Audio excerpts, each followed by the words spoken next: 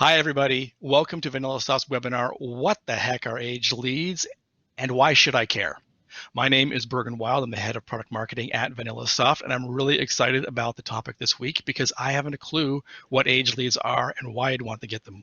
When I hear aged anything, I kind of think aged cheese or aged wine. And these are all good things. I really like an aged cheddar that's 5 years old. I like an aged wine. Aged leads seems like it goes against the grain of everything we're taught in sales to jump on a lead while it's fresh, while it's hot. You need to get on that order right as fast as you can. I'm in marketing, and one of the things we're always trying to do is make sure that as a web lead comes in, we're delivering it to the sales team as quickly as possible. We come back from trade shows, although not these days, and want to make sure we get those leads in the hand of our sales team as quickly as possible so they can follow up while the prospect is still thinking about things, is still in that mindset, is still, in essence, shopping. So age seems a little bit weird. And so today I've invited Bill Rice on, who's an expert in this, and he's going to tell us a little bit about how you can build a book of business from an aged lead. So here we go. But before we get into talking about that and I introduce you to Bill, let's go over some of the ground rules first. So this webinar is going to be recorded. Don't worry about it. So there's really good stuff in here. You can always come back and reference later. You don't need to take notes. Sit back, listen, absorb, and come back later when we send you the follow-up link to the recording in about 24 hours or so. I'd like to point out, though, that this is always going to be available on the vanillasoft.com website. You can go to our resources section and find this webinar plus other webinars about sales training, sales tools, other sales training tips and techniques are all there, as well as others that are focused exclusively on insurance to help you become a better insurance sales agent or run your agency a little bit better. So now you're also in listen-only mode. All right, so you can't talk to us during the webinar, but we would love to hear from you anyway. You can still send any comments or questions you have via a tweet to @VanillaSoft, and we'll be monitoring that and answering. There's also a chat window on the right, and you can put in your comments there, and we will be answering as best we can through the webinar. We have people that are there to help and answer some of your questions as we go along. Let's get started here. So our guest is Bill Rice. He is the founder and CEO of Kaleido. It is a digital agency that's focused on lead generation. He is an expert on lead generation. I'm really happy to have him here. He's a writer about it. He's a speaker about it. And he knows about lead generation systems, which I think is very important. So he knows about the technology, and he knows about the processes to help make sure that you're successful in following through on those leads and turning them into revenue. So even better for us, he's got a particular focus in the insurance industry and on technology. So he knows this subject extremely well, and he knows about it specifically for you. You can always find him on the Aged Lead Store webinar. Just sign up at the agedleadstore.com newsletter, and they will update you when the next one is. They have them a couple of times a month. Lots of good, fabulous information there about how to manage your leads. So with all that said, Bill, welcome to our webinar. Thanks, Bergen. Thanks for having me. Yeah, I'm really excited again, like I said, about today's topic. Let's just go through quickly what we're going to cover here. And maybe you can give us a bit of a rundown of what's on the menu here. Yeah, absolutely. So we're going to sort of just kick off with, and because a lot of people haven't really heard of age leads, a lot of people have heard of internet leads, have heard of, talk about leads all the time. But like I said, what the heck are age leads? That's usually the first question that we get asked is, what are these things? Of course, we want to talk about the benefits, how you can incorporate these into your sales processes to be a part of your overall sales strategy and plan. Invariably, with any type of marketing or sales technique, there are some downsides.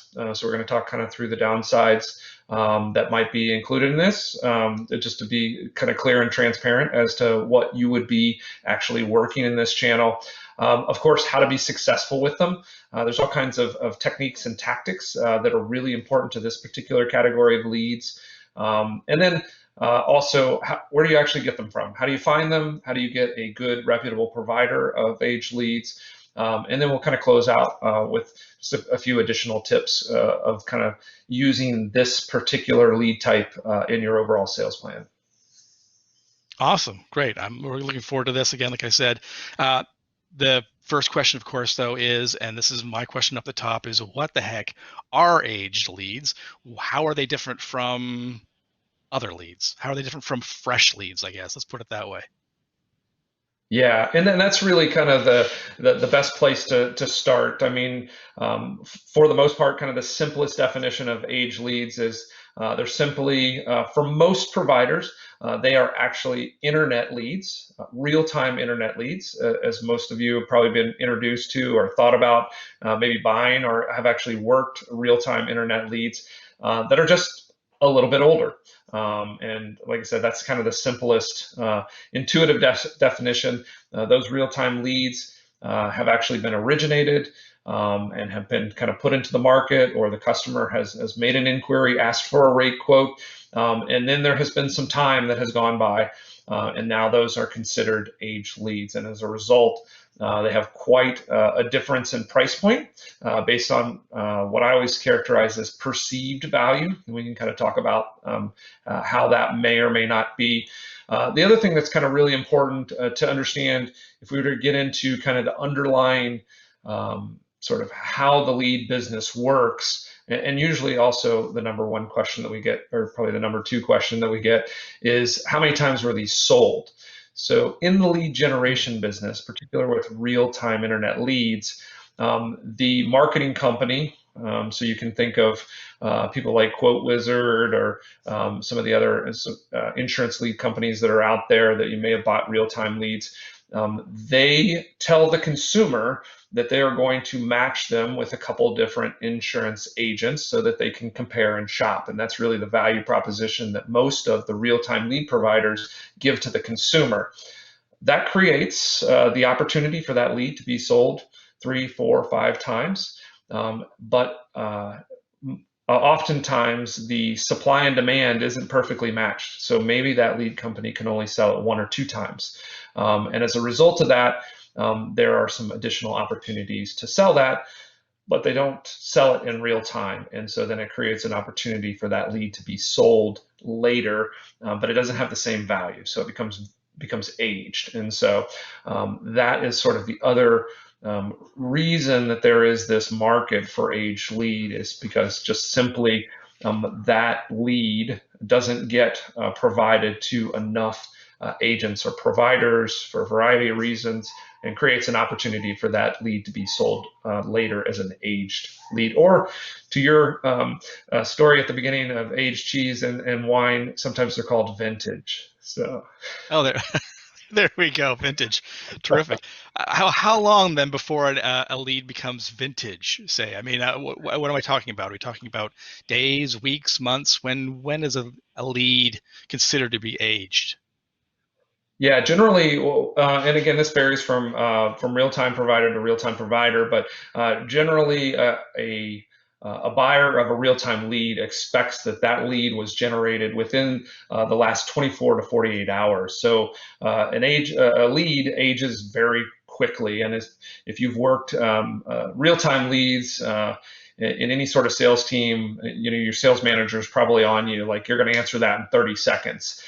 So just within that context, as a salesperson, if you've ever worked real-time leads, the perceived value of that real-time lead and the premium that you pay for it, it is literally within moments. And so generally a lead is categorized as aged if the consumer provided their data, filled out a form, or made an inbound call anytime longer than 24 to 48 hours, then it's considered Okay. aged. And is that sort of standard across the industry, or is that particular to insurance? I'm just curious. Is it Uh, different depending on what industry you're in? No, no, that's pretty much throughout verticals, and that's even getting kind of like tighter in the sense that more and more popular is really the live transfer, which again is even one level more expensive. So more and more when people are saying, "Hey, I want to buy a real-time lead," actually their expectation is that you're going to transfer them a consumer on a phone call or active on the line. And so yeah, it's that margin is getting shorter and shorter as to the expectation. All right. That is short. So, okay, so you mentioned something too in there, and that kind of brings us to our next topic a little bit. In terms of what are the benefits of these leads, because one of the things that this flies in the face of conventional sales wisdom, right? And you mentioned Mhm. that a little bit. You got sales managers that are saying you need to call them in 30 seconds, especially this new lead comes in and it's supposed to be a hot, fresh lead. The last thing you want to do is have it sit there. You want to call it strike while the iron's hot. You're that, you got to get them while they're in the line looking at that candy bar before they get into their car, because it's going to be a lot harder to get them out of that car to come back in to buy the candy bar. Yeah. What are the benefits then of these aged leads when, everyone's telling me you should really be focusing on these fresh leads because they're the ones that convert? Yeah. Yeah, and I think the best place to start when you're talking about the benefits of age leads is maybe some of the drawbacks of the real-time lead. And when you're buying a real-time lead at 15 to $25 a lead, if you're talking about live transfers, actual phone calls, you're in the 50 on up to 75, $90 a lead. Um, the investment there is so large that there's a lot of pressure. The competition that you're up against is under that same pressure. So everybody's calling, within 30 seconds. We've already talked about the cost that's there.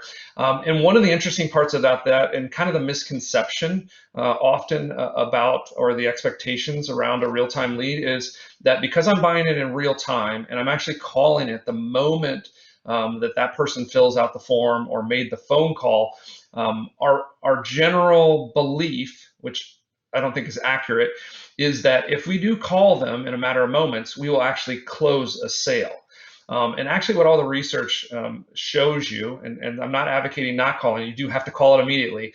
What all the research actually shows you is it gives you the highest probability of pulling that consumer into your pipeline and beginning a process that will go towards a purchase. And there's again, that assumes some other things go right, but calling them within 30 seconds, which is terribly critical, is really just to pull them into your pipeline versus them continuing to kind of shop around. But it doesn't necessarily mean that you're going to actually close the deal any faster than your normal sales cycle.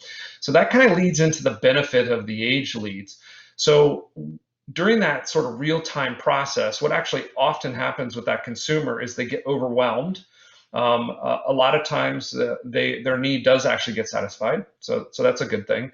But when all that pressure happens to the consumer, a lot of times the consumer will just back away from the process. And so what an age lead actually allows you to do, and some of the main benefits, is one, it's far more affordable. Your average age lead between 0 and 30, less than 90, and we can kind of talk about the time scale there, probably averages around $1 a lead. So right there's just like a multiples a difference in price. Typically, because there is some time period, the average real-time lead, the follow-up ends about 10 days in, even for the most aggressive and kind of refined shops, probably stop following up on that lead after about 10 days. The other big so you're competing less. The other big benefit is when you're figuring out your sales quota and you're figuring out your conversion rate. Oftentimes, if you actually do the math, and I encourage people to do this, put a spreadsheet together and say, hey, if I need to make this many, if I need to close this many deals so that I can reach this commission rate, and then I back up sort of the funnel and the conversion rates that I have, do I have enough leads? And most time, people will find out that they absolutely do not have enough leads, nor could they afford to buy enough real-time leads to actually physically hit the quota that they've set for themselves. And so the other really big benefit is, because they are affordable, is you can simply get the volume of opportunities and sort of at bats you need to make that quota. The other thing that we find they often get used for, and therefore there's a benefit around them, is training. Or just simply being able to build an initial book of business. Again, has a lot to do with the affordability and the volume there. So those are kind of the key benefits. Affordability, you're no longer competing with all the other real-time folks that were on this lead originally. You can actually afford to get the volume that you need. And then certainly if training is part of that equation, and you can get, again, enough at bats to kind of get good at what you're doing. It's interesting you mentioned the top of funnel and making sure your funnel is even big enough. And I hadn't thought of that. And I knew that was a Yeah. challenge when I was a sales rep. I struggled with that as well, right? And so it's interesting to think that, yeah, I need to have more coming through for it to filter down to make sure that I'm going to be successful, especially, when, as I'm sure you're going to illuminate for us, these leads, just because they're aged doesn't mean they have no value. And if they're worked properly, you can get that value out of it, and actually you can increase your pipeline. You're not just filling stuff in there to show your boss, hey, look how much I've got coming down the pipe. Eventually, this is all going to be really good. You're not just sort of fluffing things up to make it look good. Uh, and I had another question a little bit for you in here as well. You're going to talking about the training and using them for training, and I guess, and maybe this comes down to a matter of process. Uh, Mhm. it always struck me as odd that you would give aged leads to trainees. On the one hand, I get it, they can just practice calling and stuff. But if they get someone or they start to communicate with somebody, that opportunity, it could be someone who's got 8 kids, so they need a really big insurance policy to provide for them should they pass away. And a brand new lead might be someone who's a bachelor and has no kids, no dependents, and only needs enough money to cover the funeral. So the opportunity, isn't necessarily dictated by the age of the lead. So I'm just curious, Mm. how does that really work in the training? Because it seems to me a bit of an odd thing, other than that they're cheaper and there's more of them. Yeah. Yeah, and you probably hit it. I mean, I think that's why they have a tendency to get used in training more often, just because of the risk and the cost of them. Because truly, you know, uh, and we say this over and over again. I mean, an age lead really is no different than a real-time lead, other than kind of the point at which it was actually submitted, right, and the proximity to your call or your outreach to when they actually submitted, and theoretically when their intent maybe was the highest. To entertain your phone call or your email or your text message, and we'll talk about some of those techniques in a second. But yeah, within that lead file, there's as likely to be a really big deal as there is in real time. There's really no difference, and we talk about this all the time. There's really not a lot of research that tells you that there's any more likelihood of closing the actual deal on a real-time lead as there is an age lead, or to have a bigger account come through real-time leads versus what will come through an age lead. And in fact, there may be some reason to believe that an age lead might actually hold a higher likelihood of closing because they've worked through a period of time, which oftentimes there's one quote that I like to pull out a lot is there was a research done by CSO Insights around kind of the consumer when they come and they submit that form or they make that call to engage a salesperson. And based on that research, they said that 70% of the people that actually engaged a salesperson, filled out a form, made a phone call, had already made a decision to purchase or had already made a decision for the solution. So that means that most of those leads at some time, and there's all kinds of other studies that back this up, there's a pretty good chance that that lead, once it comes in, as a real-time lead or an age lead, it's going to eventually close. So if, only about 10% of those real-time leads close, there's another 90% that at some point are going to close somewhere. They just didn't close within that real-time frame. And so there's all kinds of opportunity there. So to kind of go back and give the short answer to that, I think they get used for training because they're much cheaper than risking a $20 lead on a brand new person. Is that the way you should use them? Maybe not necessarily. Yeah.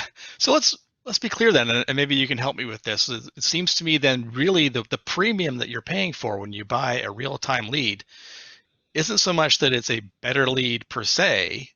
It's still got it's the greater chance that you'll be able to hook that lead into your sales funnel and have them talking to you as the, say, the authority or the partner through their journey to buy insurance than anybody else. Is that accurate to say that that's what I'm paying anywhere from $14 to $29 more for. Yeah, I mean, definitely. There's really kind of two haircuts that happen on an age lead, which does, arguably take down the value significantly, right? There's a percentage, let's say it's 10% or so, of those people that will actually um, do a deal with the person who kind of calls them first, right? So let's say your conversion rate on real-time leads is 10%. So 10% of that data file is quite, and this kind of gets into the downside, which we're going to talk about in a second. There's a good percentage that is a good reason to believe that about 10% of those, the need's already been satisfied, right? Because they were kind of captured in that real-time moment. So that's sort of a benefit to the real time. The other thing that is a benefit, potentially to the real time, is exactly what you said. You get the first opportunity to pull them into your sales process, into your pipeline, and nurture them to the sale that you hope to do. And there's a lot of work that does, and I know, VanillaSoft is good at that. Your CRM system and the nurturing processes that you build in there are actually, moving that person step by step through to your ideal sort of buying process. And so by the time you get to that conversation of closing the deal, they know who you are.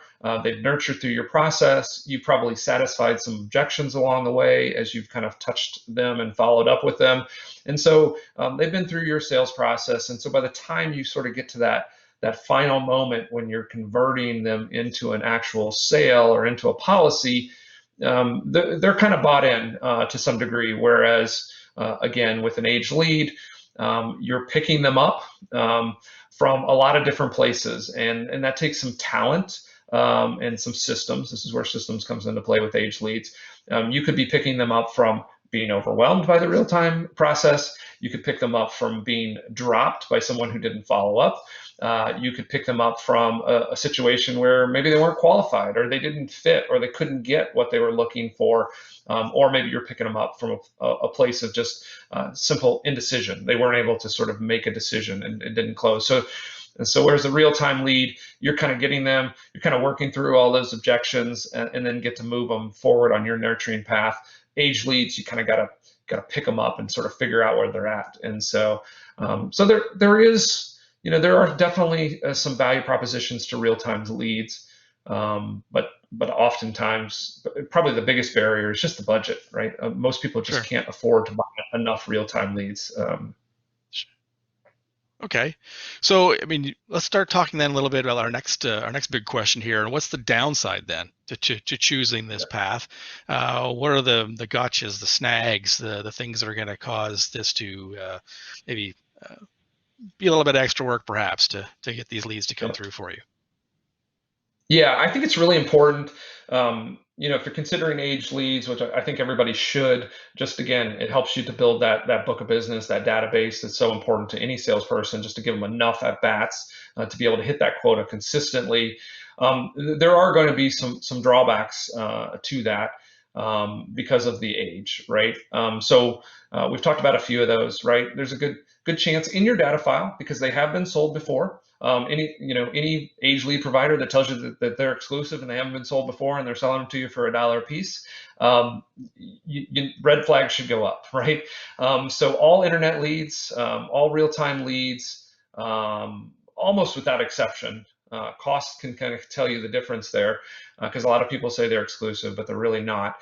They're generally not. So there's a percentage of that data file where the consumer's need will already have been met. One of the reasons they're so popular in insurance, though, as all of your agents will know, is essentially consumers are always in the market for insurance. There's always a way or a conversation or a product that could either be given to the consumer for a slightly lower premium, or potentially they can bundle and give some cost savings, or maybe there's a bit of insurance that belongs inside of that person's overall financial profile that's not there right now. So all that goes to say that even if their need has been satisfied, I think age leads are really popular in insurance, because unlike mortgage, where you may do that, once every 5 or 10 years, insurance, literally the day somebody sells you an auto insurance policy, you could talk to them, a couple weeks later, bundle their home and auto and give them savings, right? And so although we say, hey, a percentage has already met the need, then that's kind of mitigated a little bit because of the insurance market. The other things that's important to understand about your age lead data file is oftentimes emails are changed and phone numbers change. These are some really interesting statistics too, as to kind of, again, setting good expectations here. So emails being changed and phone numbers being changed sometimes are a product of the process. So the real-time lead experience, all these people getting pounded on and jumped on, can lead to some of these individuals changing their email or phone number. So there's always going to be a component of that. Most of the age lead providers, or at least the good ones, are going to do some data verification and some hygiene to kind of improve that. So that the quality of those emails and least contact. And so that's really important. And we'll talk a little bit about finding age leads in a second. But there will be a percentage that have potentially changed.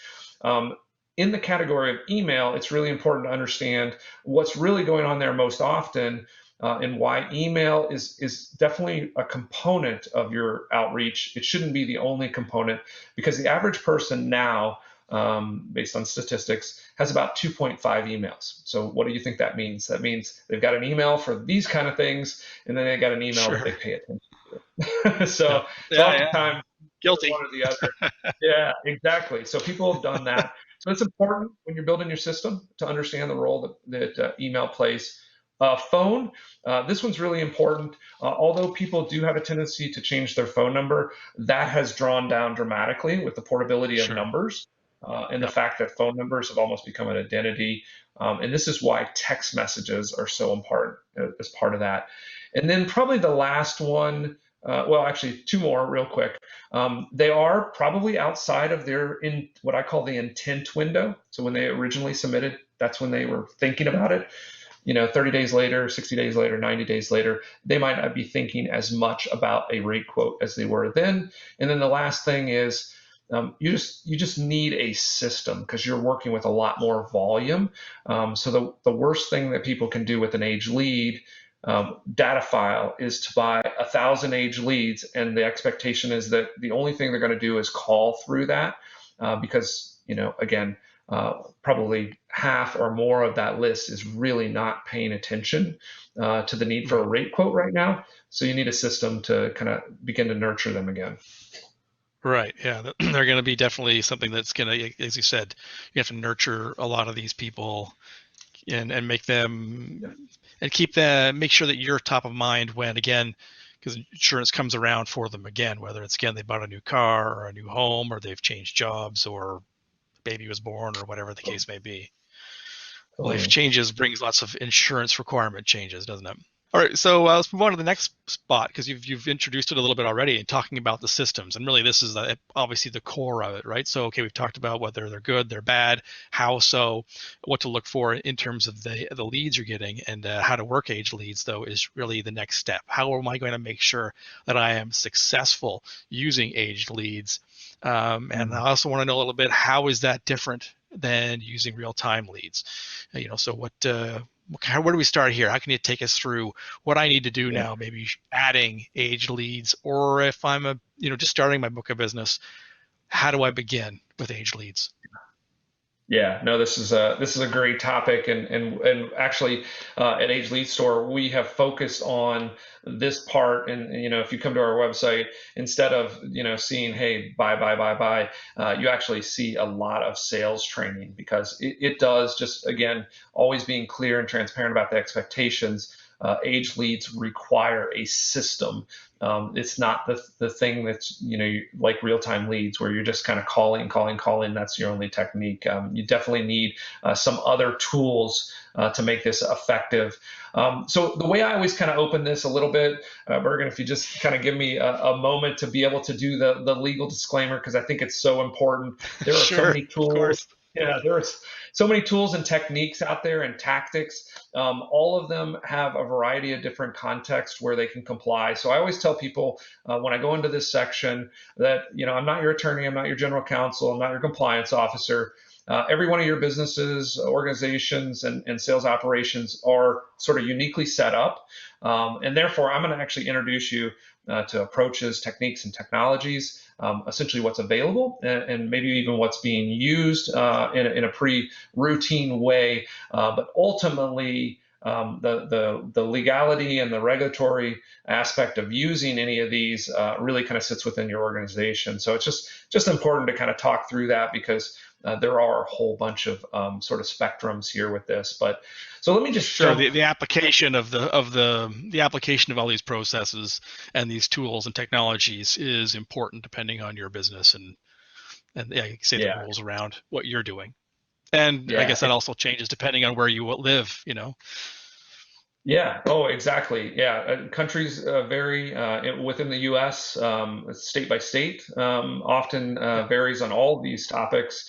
There's some very specific regulations around CCPA and TCPA and all those acronyms that are out there. So you have to explore all those sort of things. But yeah, it is really important to just kind of understand that these have to be done in context. And it's also kind of to your point, what you said is really how you actually implement the strategies, because one of the downsides of having a large volume of leads and having a very effective technology is oftentimes if you don't match those up well, you can just simply make mistakes faster, right? And Right. so you got to kind of think through these sorts of things. So Sure. so let's talk about some of the specific techniques, I guess.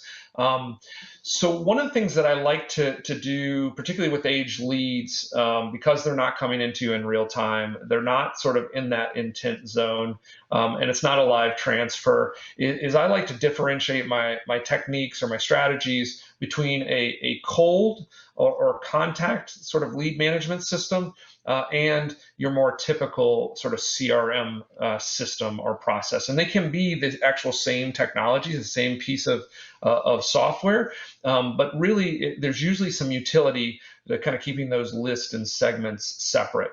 So in that category of age leads, as you take the data file in, one of the things that we like to do is just very quickly, almost as quickly as you would in real time, get into contact with that individual and make them a part of your pipeline. And so, sort of the techniques that are available to you that tend to be very effective is simply kind of a three-step system and trying to make those three touches right off the bat. And so, oftentimes, we'll do something like an email or a text message or a voicemail. Sort of the order in which you do those can kind of depend. Often we suggest that you actually reach out to them via phone call, and then you always leave a voicemail. So that can be a drop of a voicemail is usually the most efficient, because most of these people won't pick up. And you're simply leaving something like, and again, this should be in your age lead file. Hey, a couple months ago, you requested a rate quote online. We weren't able to connect. I'd love to reach out to you if you haven't gotten your auto insurance yet, or if you have any questions about auto insurance, or hey, you should consider us for a 6-month review or something like that. Immediately after that, hopefully, again, this starts to kind of kick in your automation, is to follow up with an email. Sometimes even on the voicemail, I'll tell them, hey, I'm going to send you an email with all my contact information. That makes that email sort of open and deliver better, because they kind of heard you or they've seen you on your phone. And then the text Right. message is super effective. The response rate to text messages are so much higher. And again, the simple, hey, I'm just checking in on you, is the best text message you can send. All right. Perfect. Yeah. So then how do you then manage? So you're talking about the volume and putting these things in there. So clearly, again, it's a greater volume for the age leads, right? Is what Yep. you're suggesting. So what kind of system am I looking for then? If I'm, maybe a rep that's just getting into this, I'm new, what am I looking for? What do I need this system to really do for me? Right. Right. Yeah. I mean, If so I you're haven't you're already asked that question already. Yeah, no, I mean it's an important question, because I would say probably most of our clients at Age Lead Store, um, you probably do it wrong, right? So they get the data file from us, which essentially is a CSV, and converts very nicely into an Excel file, and they'll just go through that Excel file and they'll work it or call it. And all of those of us who have been in sales for a long time know that the two dimensionality of an Excel spreadsheet, and that list looks good, but when you're trying to keep up on notes and follow up and everything, that breaks down very quickly. Even if you transition into your email, again, that breaks down very quickly. After like one or two follow-ups, there's no way you can find it or find out where you are in the process. So you have to have a CRM. You have to have those in a system that is actually designed for sales and designed for a lot of follow-up and a lot of different touch points, and can keep track of all of those touch points, and hopefully automate a good portion of that. Because like I said, at least 50% of that file is probably not at all thinking about insurance at this point in time. But the reason you bought them is when you put them in your book of business in your database, sometime over the next 6 months, there is a really high probability that they will actually purchase a new insurance policy in the next 6 months. And so it's all about whether or not you were the one that was following up with them. So you have to have a CRM system. Ideally, that CRM system will allow you, of course, to make phone calls, to efficiently respond to phone calls the way that most of them will get answered, which is a voicemail. And then, like I said, email is just kind of part of the game. But text messaging is probably your highest response rate. And so a lot of times when we're sending text messages, a lot of people are thinking, oh, people get upset, but actually what we found for the most part is people are actually appreciative of the text message. It doesn't ring their phone. It doesn't interrupt their meeting. It doesn't interrupt their day. It doesn't interrupt their dinner. It just simply comes in as a text message. They can take a look at it. They can choose to do something with it or delete it, or to reply to you and say, hey, and again, this is why I like to keep it super simple, is, hey, when's a good time to call you?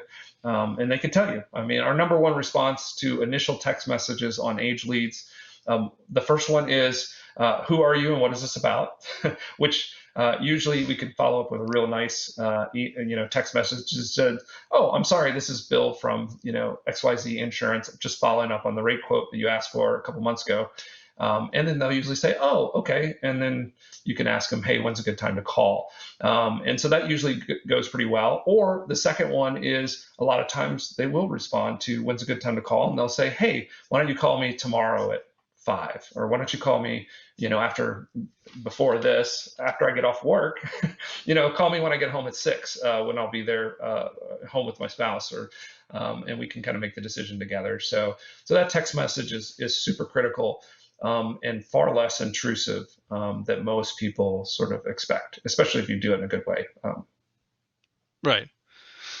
Okay, a question that kind of came to my mind as we're going through this a little bit, and about the cadence, really. Mhm. And it's it's an important part of sales. It's a really important part of insurance sales, because generally the cadence is longer. It takes a lot more attempts to actually reach your prospect. And I'm just wondering if you've seen this, a sort of psychological advantage a little bit in calling the age leads versus the fresh leads. I'm thinking that, I've got this fresh lead come in and there's all this pressure to get a hold of this person. And so I've got to call, or contact or text. And this thing is literally aging in my hand. I'm watching it get old. And if I might call the 5 times, 6 times, I think you said it was maybe about a week, maybe 10 days or something. Yeah. And then I give up. To me, it seems false, because, okay, fine, now it's an age lead. It should maybe go to your age lead program. But if you're constantly on this fresh lead thing, you're constantly in this pressure cooker to do that. But if you've got some age lead program going on, you don't have to worry about it. They're in a kind of a nurture, they're coming, and then they'll sort of return back. And is there, I guess, a psychological advantage as a salesperson to be able to add an age lead focus as well? Yeah. No, absolutely. I think you're exactly right. There is some emotional and motivational advantages to age leads. In the real time scenario, again, your sales manager is looking at every one of those with big dollar signs in his eyes, that, hey, I just paid $20 for that thing. You better turn it into a sale.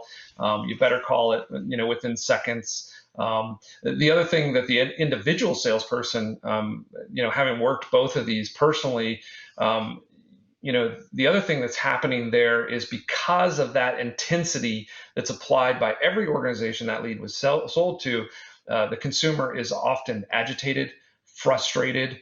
Someone, even if you call it within 30 seconds, you'll be shocked at the number of people that have beat you to that lead for a variety of reasons. And so the negative feedback ratio and the actual live feedback ratio that salesperson's getting on real-time leads, both from internal to the organization, sales director on my shoulder, and the consumer kind of coming out of the phone or email or even text message, is just really intense. And it really sort of puts a vice grip on the salesperson. And oftentimes, honestly, it's not the best experience for the consumer either. And so all that mixes together to really potentially demotivate a salesperson real quickly.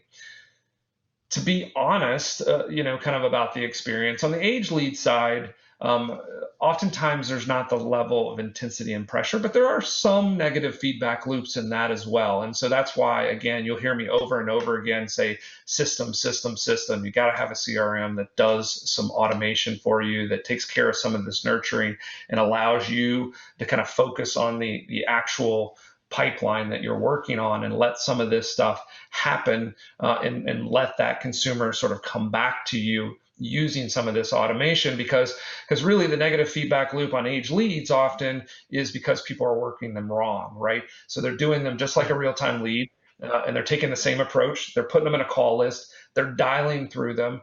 No one's answering the phone. No one's responding to their email immediately. And so they become demotivated because they're like, oh, nobody's paying attention here. And the truth is, really, they kind of are, and you don't need to actually dial them physically that much. You can let the email do some work. You let text message campaigns do some work. You can just let the voicemail drop sort of make you more efficient. And so just kind of mentally put yourself in there and let the consumer come back to you. But yeah, you take several of those pressure points like off the salesperson when you use age leads. Right. Okay. And as you say, a system to be able to help you manage that cadence, bring it back to you, tell you kind of what to do, sort of let your brain free from all that stuff because it's being automated and managed for you. You just have to go, okay, it's time to call Bill again, see where they're in, or send them a text message, and then move on with my day to the next thing, and go maybe again after some of those more active sales processes in my pipeline. So I just that's kind of bringing me to my next stage here. Really, is now where do I get these leads, right? How do I identify the right place to buy these? What am I looking for? What needs to be in that data file you've talked about that makes these leads work for me versus I've bought something and I see some names and phone numbers, but ultimately it's just kind of junk because I don't really have what I need to make it successful. Right. Yeah. So I guess, when we're talking about leads, even if you're talking about real-time leads, but age leads in particular, because it is a subset and a relatively small subset of the market, as it pertains to leads and internet leads in general, is you're always looking for reputation of the actual provider, because they're lead generation is a big industry, and there's a pretty decent spectrum of kind of players in there, and so you want reputation. My very first filter, usually for a lead provider, is really, as with most products and services that you buy, take a look at the website. Make sure that there's contact information there. Make sure that you have the ability to talk to a person or a sales rep and really kind of talk about their product and understand what they're providing.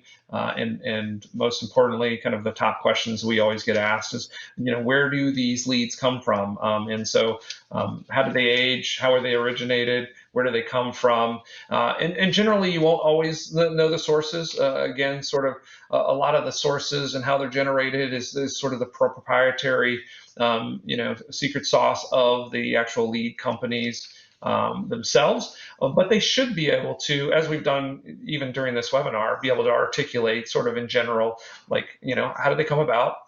What makes them good? And kind of how they were done. So reputation, I think, is important. Some of that reputation, particularly on the age lead side, is also conveyed by how long they've been in business. Reviews, what other people have to say with them. If you're a captured agent, usually inside Allstate, inside of Farmers, inside of U.S. Healthcare, inside of any of these kind of companies where agents exist, oftentimes someone on your team or that you're affiliated with probably has some experience with the age lead providers that you may come across. So it's always important, I think, to sort of ask their opinion internal to those organizations of where do they get these age leads, who's the best one to do that with. So that's a great place to do that. Even independent agents can kind of share that. The other place that you're looking is sort of price. We often say, that there are no free lunches. So if someone's offering you a data file for just a remarkable price, $1 a lead, which is kind of about average, dollar and a quarter a lead, is pretty average on the age lead side of things. But if somebody's offering you, again, a free lunch or a data file, you should be a little bit suspicious of where that information came from or how it was originated. Again, ask good questions. The other thing that's usually definitive as to kind of a good lead provider is that they will talk about or can articulate to you what they're attempting to do. This is always a challenge, but what they're attempting to do to keep, even though it's aging, to keep that data as relevant, as accurate as possible. So usually they'll talk about data cleansing or hygiene, and the ways that they're kind of making sure that those records stay accurate. Inside of that file, that's kind of the second part of the question, like what should you expect inside the file? And you should be able to get a sample of what that data file looks like to give you a good understanding of what to expect in there. But usually they're very robust because most of age leads, and even your real-time leads now, are actually generated by what we call long form submission. So they actually ask a lot of questions. So inside of there should be the date when the request was made for the rate quote, of course the first and last name, a full address, a phone number. Oftentimes they will be a cell and a home. More and more times people just have cell phones. So you should have definitely a phone number on every single record. You should also have an email on every single record. Again, something that's often sort of a requirement of the form. Then the product that they requested the rate quote for, and I don't want to get into all the categories of leads, but if you don't have a product type in there, and if you're buying something like auto insurance, usually there's a make and a model. So that can kind of sort out some suspicious lead providers if they don't tell you what the product they were asking for. So there's usually that kind of detail in there as well. So again, oftentimes there's 20 or so fields in that data file, and that's really important. And of course, where you get them from, we represent ageleadstore.com, and so we think we're a good provider. We also are the only ones that have a real-time store where you can actually filter and browse through the database and figure out how many leads are kind of available, and you can pull and purchase those in real time.